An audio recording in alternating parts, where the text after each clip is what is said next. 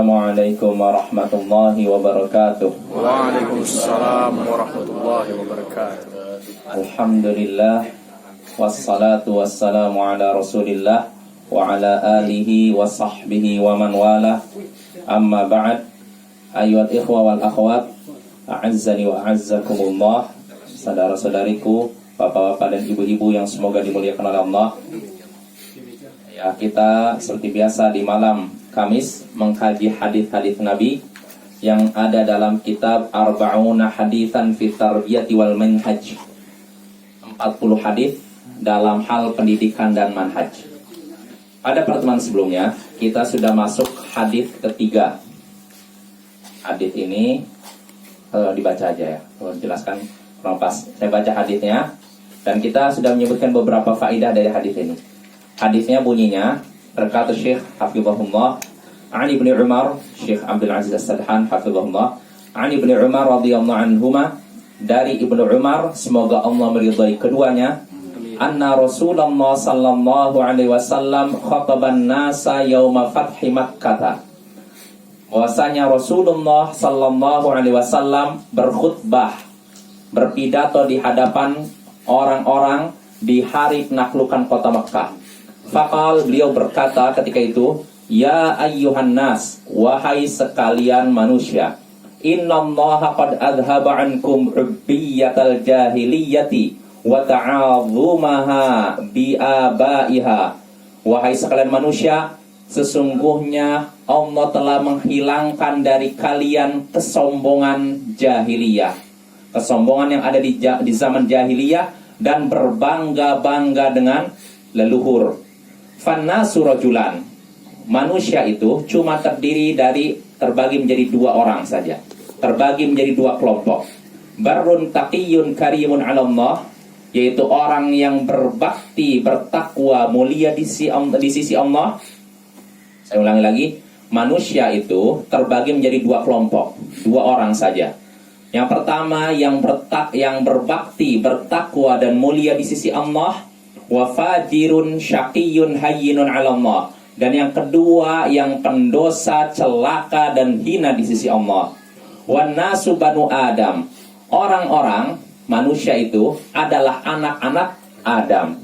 Wa khalaqallahu Adama min turab, sedangkan Adam Allah ciptakan dari tanah. Qala Allah Ta'ala, Allah berfirman, ya ayyuhan nas, wahai sekalian manusia, inna khalaqnakum min dzakari wa untha, sesungguhnya kami menciptakan kalian dari laki-laki dan perempuan. Wa ja'alnakum syu'uban wa qabaila lita'arafu, dan kami jadikan kalian bersuku-suku, berbangsa-bangsa agar kalian saling mengenal.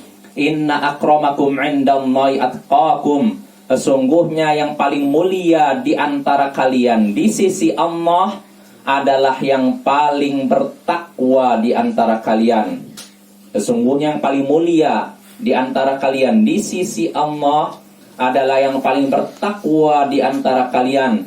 Innallaha alimun khabir, sesungguhnya Allah maha mengetahui lagi maha teliti. Nah, ini hadis yang sudah kita bacakan pada pertemuan sebelumnya. Nah, dari hadis ini kita sudah pada pertemuan sebelumnya sudah menyebutkan beberapa faedah. Di antaranya hadis ini menyebutkan menunjukkan sempurnanya agama Islam. Sebab semua perkara yang terpuji sudah ditunjukkan, dan semua perkara yang tercela juga sudah dilarang, ditunjukkan juga dan dilarang. Ini sempurna. Contohnya dalam hadis ini, perkara yang dilarang apa? Yang dilarang dalam hadis ini membanggakan nenek moyang, leluhur. Nah, ini sudah dilarang. Ini menunjukkan kesempurnaan Islam. Islam, segala perbuatan baik sudah ditunjukkan, segala perbuatan buruk pun sudah ditunjukkan.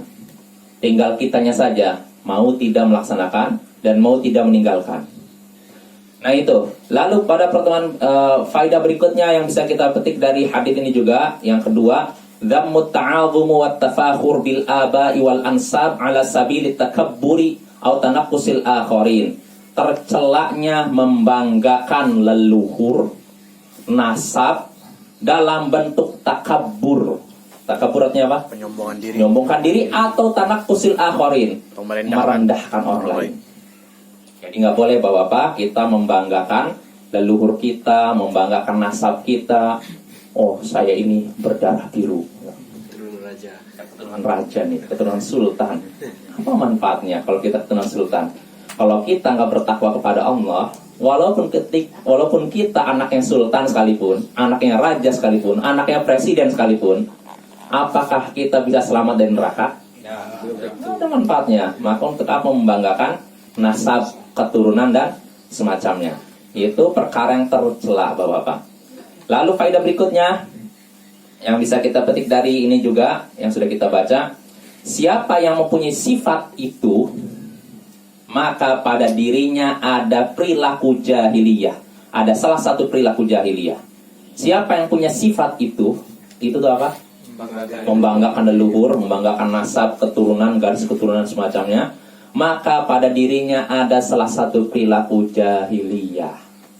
Bapak-bapak, kalau ada orang yang datang ke salah seorang dari kita, kamu ini punya perilaku jahiliyah, senang tidak? Tidak kan? Artinya itu pujian atau celaan? Celaan. Nah, maka kalau kita tidak ingin tercela, jangan ada perilaku seperti yang disebutkan hadis, membanggakan leluhur, membanggakan orang tua, kakek dan semacamnya. Sudah, nggak usah diungkit-ungkit. Kalau memang orang tua kita, kakek kita atau suku kita adalah suku yang misalkan dianggap terhormat, ya cukup sudah. Kita cukup tahu, udah selesai. Tidak perlu dibangga-banggakan, apalagi untuk merendahkan orang lain. Gak boleh.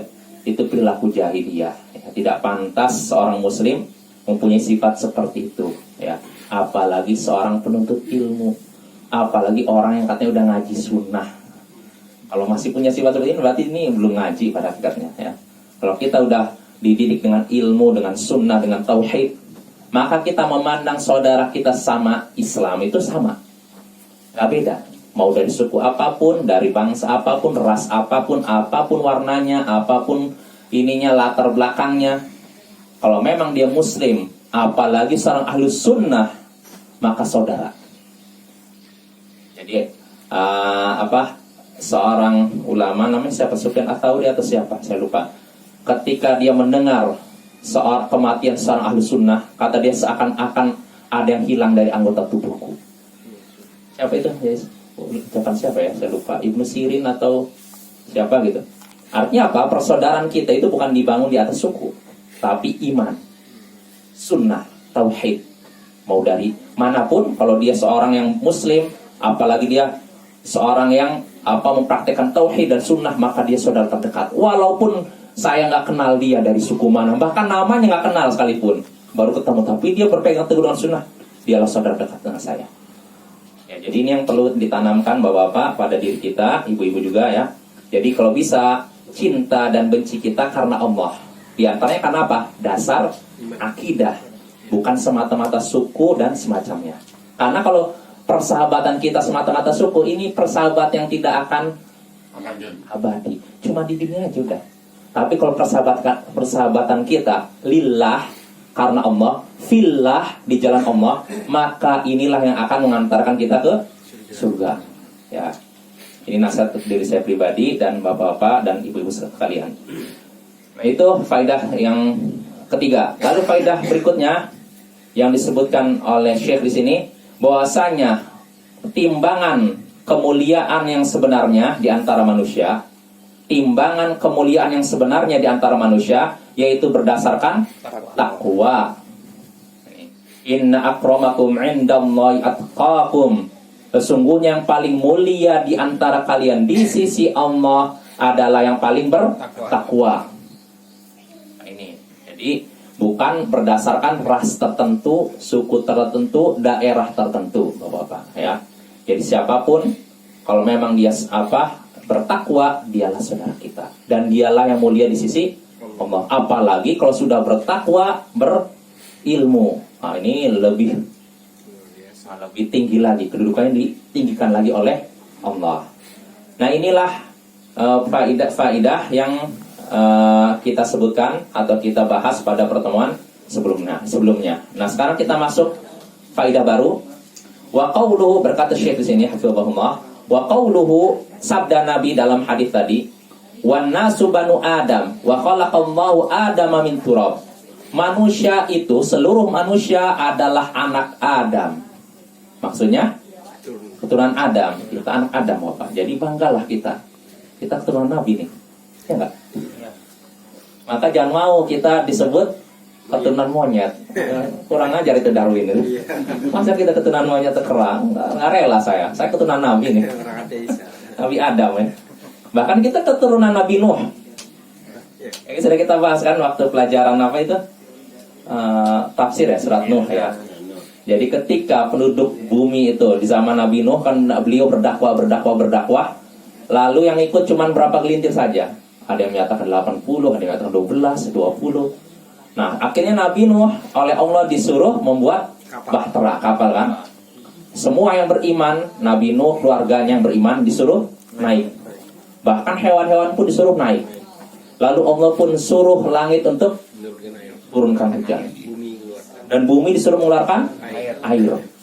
Sehingga akhirnya daratan yang tadinya kering jadi airnya naik seperti bukit. Airnya tinggi gunung. Luar biasa kan? Nah, ketika itu dibinasakanlah semua orang kafir. Semua dibinasa kecuali orang-orang yang ada di kapal.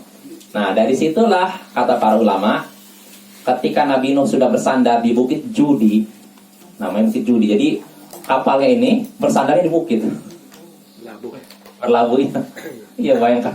Padahal kapal kan di bawah, tiba-tiba bisa ada di atas bukit. Nah, setelah itu turunlah Nabi Nuh beserta pengikutnya. Nah, disitulah akhirnya kata para ulama, ada pun pengikut Nabi Nuh, mereka tidak punya keturunan. Yang punya keturunan hanyalah Nabi Nuh. Berarti kita Nabi Nuh. Bangga. Ya, Itu Habib. Habib. Itu banjirnya Pak Ustadz global atau cuma lokal? Allah a'lam. Nggak tahu, saya nggak bisa. Ya, Atau seluruh dunia? kalau dari lahir nas seluruh alam. Seluruh alam. Berarti di Indonesia juga dalam. Enggak, Indonesia belum ada. Indonesia belum ada gitu. Nggak tahu. Dibuktikan secara Ilmiah. Iya. Ya, itu ya. Jadi kita kembali lagi.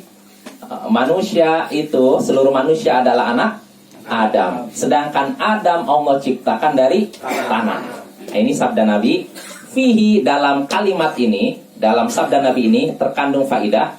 Anna min asbabi zawali au takhfifit tafakhuri tadakkurul aslil awwali. Sesungguhnya di antara sebab hilangnya sifat berbangga-bangga atau berkurangnya sifat berbangga-bangga dengan leluhur, apa di antara sebabnya? Yaitu mengingat asal kita yang pertama. Jadi kalau kita ingin menghilangkan ini perbuatan membanggakan leluhur dan semacamnya, ingatlah asal kita yang pertama. Apa asal kita yang pertama? Tanah, ya kan? Adapun kalau Nabi Adam tanah, kalau kita status mani, sesuatu yang hina.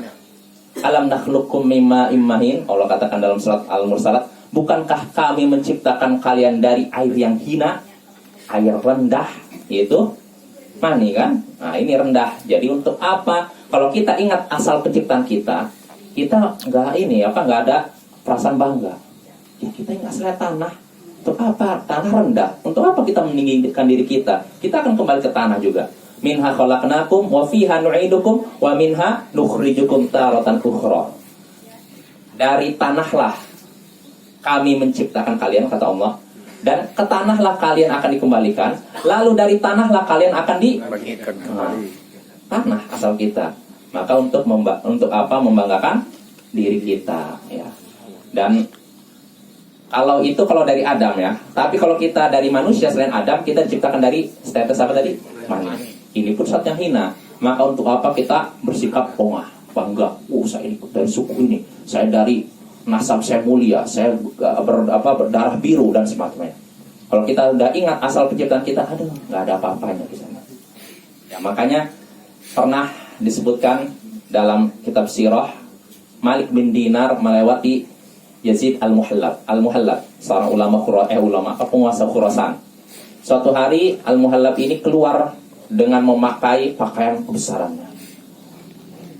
Ya, penguasa, dan namanya penguasa kan mungkin menampakkan kekuasaannya, memakai pakaian jubah kebesarannya. Lalu Malik bin Dinar itu ulama, ingatkan dia, jangan berjalan seperti itu. Dia udah berjalan begitu dan menampakkan ininya, menampakkan apa? Kebesarannya, jalannya nampak dibikin-bikin gitu. Bahwa menunjukkan saya ini penguasa. Malik bin Dinar ingatkan nggak boleh itu. Itu jalan yang dibenci oleh Allah. Maka Al-Muhallab berkata apa? Ama ta'rifuni? Kamu nggak kenal saya. Maksudnya apa? Kamu kok negur-negur saya siapa? Gitu. Kamu nggak kenal saya?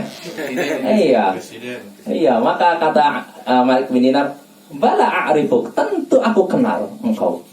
Alam yakun nutfatan madirah wa akhiruka jifatun qadirah wa anta tahmilul adirah.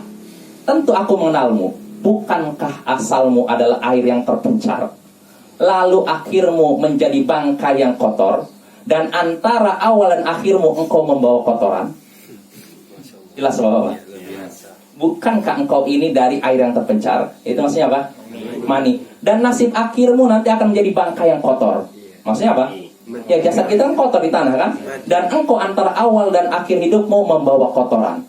Iya tidak? Iya. Ini asalnya manusia. Maka untuk apa membanggakan diri gitu loh. Nah, setelah ditegur seperti ini, apa Al-Muhallab? Reaksi Al-Muhallab, ternyata dia menerima.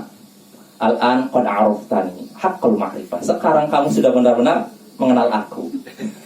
Sadar dia, tidak kira adalah. Nah, ini lihat tuh. Itu menasihatinya di depan orang ramai atau berdua? Saya nggak tahu saya. Di situ tidak disebutkan ramai sih. Saya yakin nggak mungkin ramai. Karena di antara adab menasihati kan jangan terang-terangan, apalagi penguasa. Kalau seorang penguasa ini apalagi ditekan. Kalau sama muslim biasa saja kita nggak boleh menasihati terang-terangan, apalagi kepada penguasa. Adabnya harus kedua. Setelah ditegur oleh ulama ini dia sadar, dan alhamdulillah artinya Allah masih memberikan taufik kepada dia.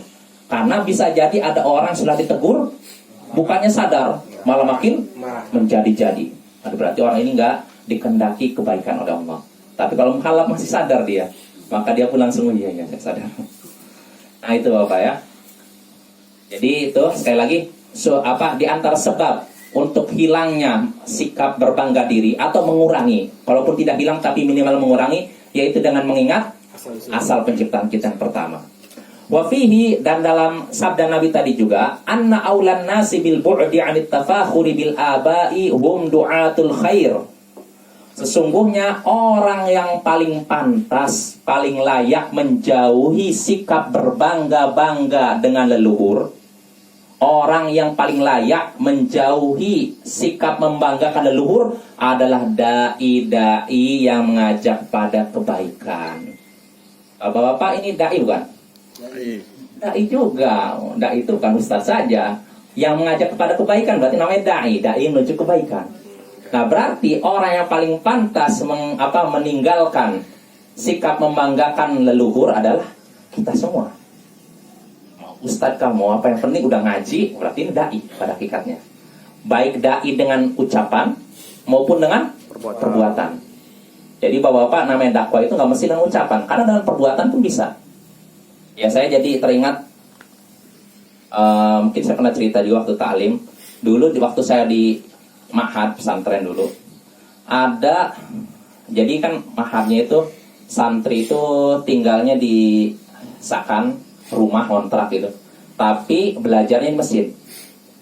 Jadi di samping masjid, bukan di masjid, agak jauh lah, sekitar lingkungan masjid ada kan gabung dengan masyarakat umum kan. Jadi bukan lingkungan pesantren ada temboknya, enggak. Jadi santri tinggalnya di rumah kontrakan tapi belajarnya di masjid. Nah dari kontrakan ke masjid kan melewati jalan kan, jalan rumah-rumah masyarakat itu kan. Nah kebetulan di dekat sekitar masjid ada seorang penduduk situ awam, bahkan dia itu preman, tukang ojek tapi preman juga, mantan preman, terus katanya sih taubat, ya tapi masih awam gitulah. Nah, pertama kali saya datang, ya masih awam gitu. Cuma siapa sangka sekitar 2003,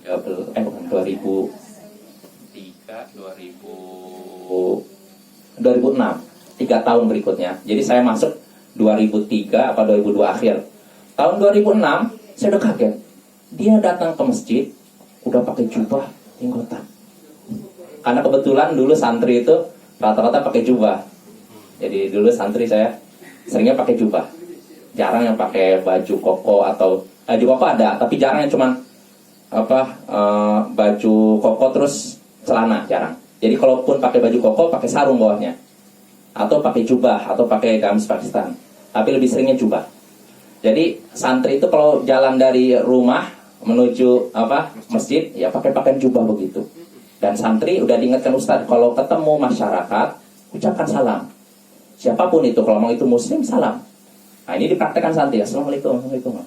Nah preman ini saya datang pertama masih preman gitu, cek gitu kan. Tapi siapa sangka sekitar 3 tahun berikutnya dia datang ke masjid udah pakai jubah. Jenggotnya udah hebat. Siapa ini? Nah ternyata dia istilahnya simpati dengan dakwah. Karena apa kira-kira? Akhlak. Ya, cuma menyaksikan ini orang-orang santri pakai jubah, kelihatannya mereka enak ya, kayaknya kehidupannya tenang gini. Nah dari situ ngobrol. Nah kebetulan dia juga di rumah sampingnya dibikin kos-kosan. Yang ngekos adalah santri dengan ayahnya, dengan keluarganya. Nah dari situ ngobrol-ngobrol, akhirnya tertarik dengan dakwah. Datang ke masjid ikut taklim akhirnya. Siapa sangka, bayangkan. Nah dia ketika istilahnya ditelusuri apa sebabnya dia tertarik, ya karena nonton aja pertama sekali orang pakai jubah ngucapin salam gitu. Nah, belum lagi ngobrol, ngomongnya enak, rupanya istilahnya nggak kasar gini. Akhirnya dia tertarik dakwah, akhirnya ikut taklim. Nah ini bapak, padahal santri nggak datang ke ini, Pak ini hukumnya haram, ini syirik, bid'ah, enggak. Cuman perbuatan aja, salam, ketemu dia salam, nyapa, selesai. Tapi siapa sangka dengan cuman perbuatan begitu saja dia jadi tertarik dakwah. Nah ini juga bisa kita praktekkan ya. Jadi kita dakwah itu nggak mesti dengan ucapan, tapi bisa juga dengan perbuatan. Tampakkan akhlak yang baik. Insya Allah kalau orang yang hatinya masih lembut, kalau menyaksikan orang berakhlak baik dia akan luluh. Tapi kalau orang hatinya keras, ya lain lagi. Jelas apa? Kalau orang hati keras kan, jangankan gitu, kita udah berusaha apapun tetap aja anti kan ibaratnya gitu kan. Ya, tapi kalau orang hati lembut, ini orang akhlaknya baik, ya tersentuh jadinya. Ya ini ya, jadi kita semua adalah dai, orang yang mengajak pada kebaikan. Maka kalau memang kita semua orang-orang yang mengajak pada kebaikan, maka kitalah orang yang paling layak menjauhi sikap membanggakan leluhur. Ya, kita udah ngaji sunnah, nggak pantas kita membanggakan suku kita, keturunan kita, nasab kita dan semacamnya. Kenapa? Wadzalikan min wujuh. Yang demikian itu dari beberapa sisi. Kenapa orang yang dai yang mengajak kepada kebaikan adalah orang yang paling pantas menjauhi sikap membanggakan leluhur? Ini yang demikian ini dari beberapa sisi. Minha, sisi pertama, anna dzalika ma'siyatullahi ma'siyatun lillahi ta'ala. Yang pertama karena perbuatan tersebut adalah kemaksiatan kepada Allah. Kita sudah belajar seperti ini. Kita sudah ngerti bahwa membanggakan leluhur, membanggakan suku, membanggakan keluarga, membanggakan orang tua, perbuatan jahiliyah. Berarti kalau kita sudah mengerti gitu, apa sikap kita? Tinggalkan. Itu maksiat. Masa kita mau nerobos maksiat? Dan itu bapak-bapak bukan dosa kecil, dosa besar. Hati. Segala perbuatan kalau dikatakan sifat jahiliyah itu dosa besar, bapak. Maka jangan sampai kita udah ngaji sunnah membanggakan seperti itu, membanggakan terus meremehkan suku tertentu, meremehkan dengan dengan julukan-julukan yang tidak layak. Nggak boleh. Kalaupun misalkan ada suatu suku anggotanya nggak beres, maka yang dikatakan nggak beres orang ini saja. Jangan satu suku dipukul rata. Nggak boleh juga. Jadi ada hadisnya bahwasanya termasuk dosa besar seorang mencela satu suku gara-gara satu orang dari suku tersebut berbuat salah. Jelas bapak maksudnya? Ada suatu suku tertentu, ada orang ini berbuat nggak beres, Misalkan orang ini berbohong, maka kita anggap satu suku ini berbohong. Nggak boleh. Itu dosa besar. Ya, nggak boleh seperti itu. Ya, ini pertama. Kenapa orang yang mengajak kepada kebaikan adalah orang yang paling layak menjauhi sikap membanggakan luhur? Karena itu adalah maksiat. Ini sebab pertama. Wa minha, lalu berikutnya sebab kedua, annahu mud'atun ilal kibr. Perbuatan tersebut akan mendorong pada sikap sombong. Orang sombong tuh biasanya berawal dari apa? Merasa dirinya besar. Kalau orang merasa dirinya lebih tinggi, nah ujung-ujungnya sombong. Merendahkan orang lain. Merendahkan orang lain, ya kan? Nah, ini bahaya Bapak ya. Itu akan menyeret pada sikap sombong. Wa hadza yunafil khuluqal fadila minal muslim fadlan an talibil ilm. Yang seperti itu, sikap tadi itu bertentangan dengan akhlak mulia dari seorang muslim. Artinya seorang muslim tidak pantas punya sikap seperti itu, membanggakan luhur. Apalagi seorang penuntut ilmu, kata Syekh. Seorang muslim saja, muslim biasa nih, yang nggak belajar, nggak sering ta'lim 4 kali seminggu nih, nggak pantas kayak gitu. Apalagi orang yang sering ta'lim misalnya, nggak pantas punya sikap membanggakan leluhur, membanggakan neneknya, membanggakan kakeknya, nggak pantas ya.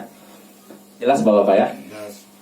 Wa minha, lalu berikutnya sebabnya kenapa orang yang mengajak pada kebaikan adalah orang yang paling layak menjauhi sikap tersebut. Annadzalika min asbabi nufurin nasi minhu. Yang demikian itu juga termasuk sebab orang-orang menjauh darinya. Nah, ini dengan punya kita mengucapkan kata-kata tertentu yang membanggakan leluhur kita, suku kita, ini bikin orang-orang akhirnya menjauh dari diri kita. Jelas Bapak ya? Menjauh dari diri kita. Wa min tamma, dan kalau sudah begitu, ada muqabuli da'wati, dakwahnya akhirnya tidak diterima. Kalau sudah begitu bagaimana? Fayatadha'afu bidzalika itsmu. Kalau sudah begitu makin bertumpuk, berlipat gandalah dosanya. Maksudnya bagaimana? Kok dosanya jadi berlipat ganda?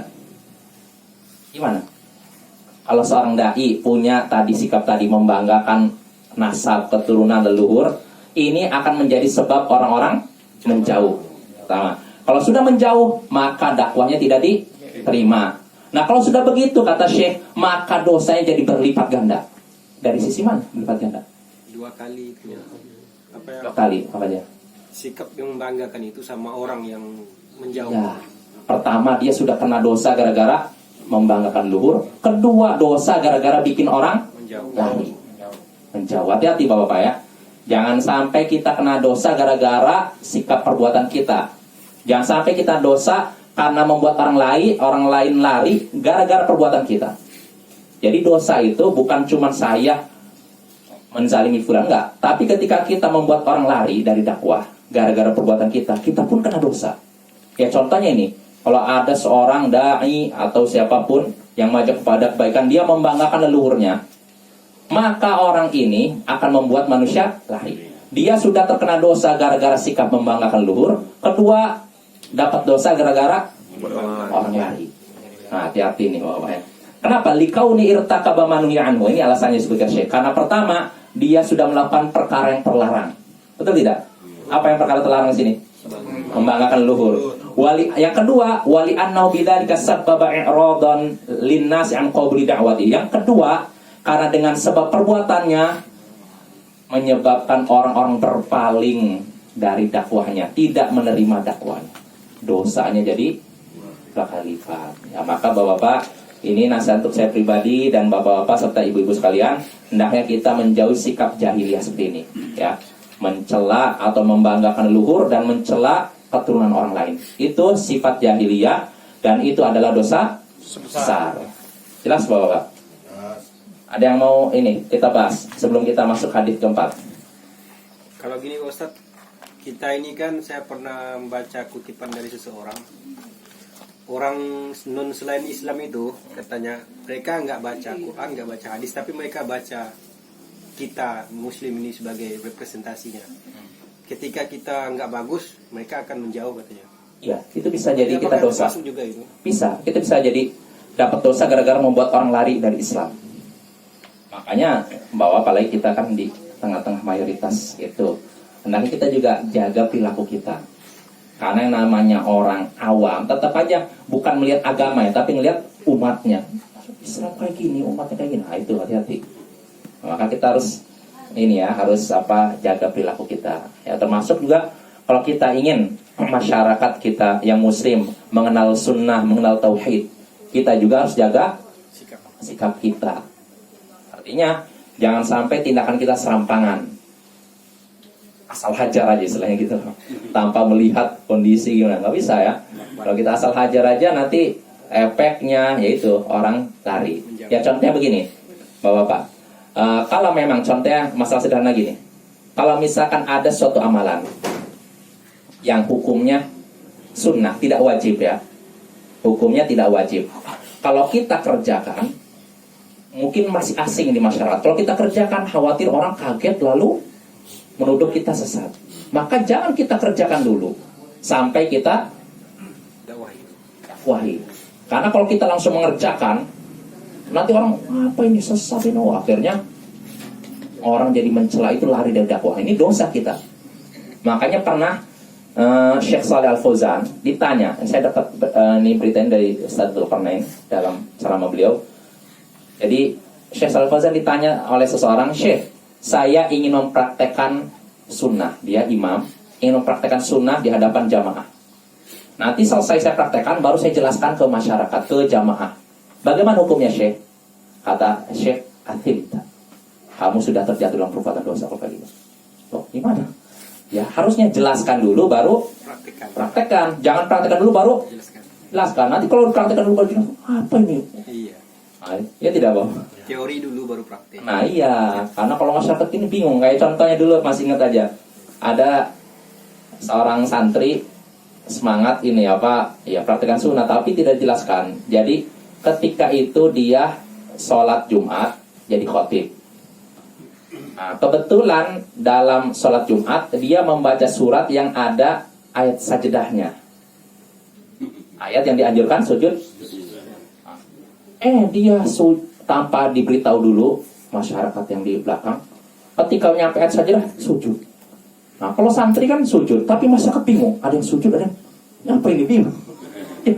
Selesai sholat, orang pada ramai ini kita tadi sujud apa itu, apa pada ribut ya. Nah selesai itu baru dia jelaskan bahwa tadi saya mempraktekkan sujud tilawah gini. Tetap aja masyarakat udah pada ribut. Nah ini keliru. Jadi kalau kita ingin praktekkan sunnah apapun, jelaskan dulu, sampaikan ilmunya, baru praktekkan. Jangan dipraktekkan baru dijelaskan. Karena kalau dipraktekkan baru jelaskan, ya itu jadi ribut lah. Jadi mereka nggak paham, sehingga akhirnya mereka nganggap ini ajarannya sesat dan semacamnya. Jelas Bapak-bapak ya? Ya jadi gitu. Kalau memang suatu amalan sunnah dikhawatirkan masyarakat ribut, maka ditunda aja sampai mereka paham baru dilaksanakan. Kecuali kalau amalannya wajib, maka jangan ditinggalkan walaupun masyarakat menganggap asing. Begitu juga kalau suatu amalan misalkan tidak ada contohnya dari Nabi, maka nggak usah kita mengerjakan. Dengan alasan kalau saya tidak mengerjakan nanti saya dibilang apa ini, dibilang ajaran aneh. Tinggalkan aja. Ya, jelas Bapak ya. Tapi kalau amalannya itu tidak wajib, ya maka bagusnya tinggalkan dulu supaya masyarakat terima, baru dijelaskan. Ya, jelaskan nanti kalau sudah jelaskan paham baru dipraktekkan. Jelas Bapak? Ya, waktunya habis ya. Ini sampai sini aja. Ya. Jam berapa sah, Jess? Jam berapa? Ya, 5 menit lagi. Ya, ini ya kalau dibaca ya sudah, saya bacakan hadis yang berikutnya aja ya. Adapun penjelasannya, faidahnya insya Allah akan kita bahas pada pertemuan berikutnya. Saya bacakan hadis yang akan kita bahas pada pertemuan berikutnya. Berkata Syekh Abdul Aziz As-Sabhan hafizahullah, al-hadits rabi', hadis keempat. An Malik bin Al-Huwairith, dari Malik bin Al-Huwairith radhiyallahu anhu, semoga Allah meridainya. Qal, ia berkata, ataitun nabiyya sallallahu alaihi wasallam wa nahnu syababatun mutaqaribun. Aku pernah mendatangi Nabi sallallahu alaihi wasallam, sedangkan kami ketika itu masih muda dan umur kita hampir sama. Fa'aqamna 'indahu 20 yawman wa lailah. Lalu kami pun tinggal di sisi beliau selama 20 hari dan malam. 20 hari malam. Apa 20? Siang malam. 20 hari siang malam asli gitu. 20 hari lah istilahnya gitu. Iya 20 hari. Wa kana Rasulullah sallallahu alaihi wasallam rahiman rafiqan. Dan Rasulullah sallallahu alaihi wasallam adalah sosok yang pengasih dan lembut. Orang yang sangat sayang dan lembut. Falamma dhanna anna qad ishtahaina ahlana au qad ishtaqna sa'alana amman tarakna ba'dana. Maka tatkala beliau menyangka bahwa kami sudah rindu dengan keluarga kami, sudah ingin ketemu dengan keluarga kami, maka beliau pun bertanya kepada kami tentang orang yang kami tinggalkan. Artinya keluarga yang ditinggalkan. Fa akhbarnahu, lalu kami pun mengabarkan kepada beliau sallallahu alaihi wasallam. Lalu beliau pun bersabda, irji'u ila ahlikum, kembalilah kalian kepada keluarga kalian. Fa aqimu fihim, tinggallah kalian bersama mereka. Wa 'allimuhum, dan ajarilah mereka. Wa muruhum, dan perintahkanlah mereka. Perintahkan apa? Wa dzakaru asya'ah ahfazuha aw la ahfazuha. Beliau menyebutkan beberapa perkara yang aku hafal dan yang tidak, atau yang tidak aku hafal. Artinya perintahnya ada yang hafal, ada yang dihafal, ada yang tidak gitu. Wasallu, lalu Nabi bersabda, wasallu kama ra'aitumuni usalli, dan salatlah kalian sebagaimana kalian melihat aku salat. Fa idza hadaratis salatu falyu'adzin lakum ahadukum, dan jika sudah masuk waktu salat, maka hendaknya salah seorang dari kalian mengumandangkan azan, wal ya'ummakum akbarukum, dan hendaknya orang yang paling tua di antara kalian menjadi imam. Nah, ini hadits riwayat Bukhari, dan ini insyaallah akan kita bahas pada pertemuan berikutnya. Subhanallah wa bihamdihi, asyhadu an la ilaha illa anta, astaghfiruka wa atubu ilaik.